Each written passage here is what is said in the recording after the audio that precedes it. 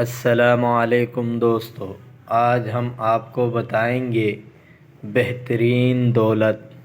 حضرت سفیان رحمۃ اللہ علیہ کا قول ہے کہ تمہارے لیے بہترین دولت وہ ہے جو تمہارے قبضے میں نہیں ہے، اور قبضے میں آئی ہوئی دولت وہ بہترین دولت ہے جو تمہارے ہاتھ سے نکل گئی ہے۔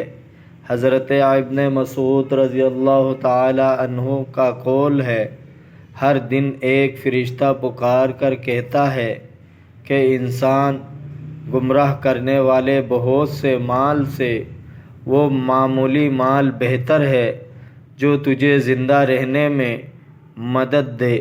حضرت سمیہ بن عجلان رحمۃ اللہ علیہ کا فرمان ہے کہ اے انسان، تیرا بالش بر پیٹ تجھے جہنم میں نہ لے جائے۔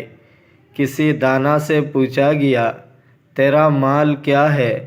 اس نے کہا، ظاہر میں پاکیزگی، باطن میں نیکی اور لوگوں سے نا امیدی۔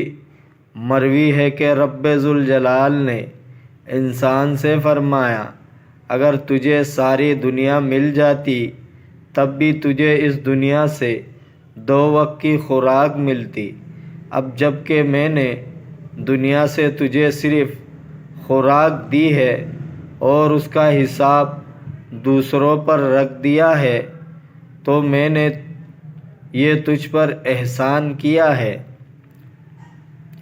حضرت ابن مسعود رضی اللہ تعالی عنہ کا قول ہے، جب تم کوئی حاجت طلب کرو تو توڑی مانگو، اتنا نہ مانگو کہ دوسرے پر وبال بن جاؤ، کیونکہ جو کچھ تمہارا نصیب ہے وہ تمہیں ضرور ملے گا۔ بنو امیہ کے ایک حاکم نے حضرت ابو حازم رحمۃ اللہ علیہ کی طرف خط لکھا جس میں ان سے کسی ضرورت کے متعلق پوچھا گیا تاکہ وہ اسے پوری کر دے۔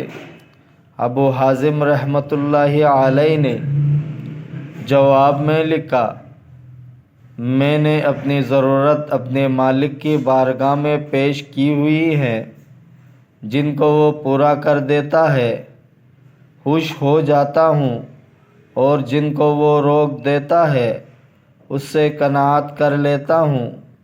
کسی دانا سے پوچھا گیا کہ کون سی چیز دانا کے لیے باعث خوشی اور دکھ دور کرنے کا سامان ہے؟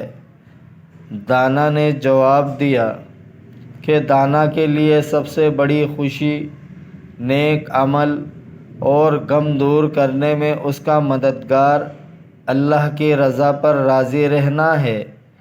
ایک دانا کا قول ہے، میں نے لوگوں میں سب سے غمزدہ حاسد کو، سب سے بہترین زندگی والا قناعت پسند کو، سب سے زیادہ مصائب پر صبر کرنے والا لالچی کو، سب سے زیادہ خوش تارک دنیا کو، اور سب سے زیادہ پشیمان حد سے تجاوز کرنے والا عالم کو پایا ہے۔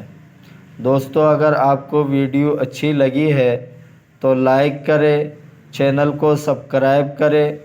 ملتے ہیں اگلے ویڈیو میں، اپنے بہت سارے خیال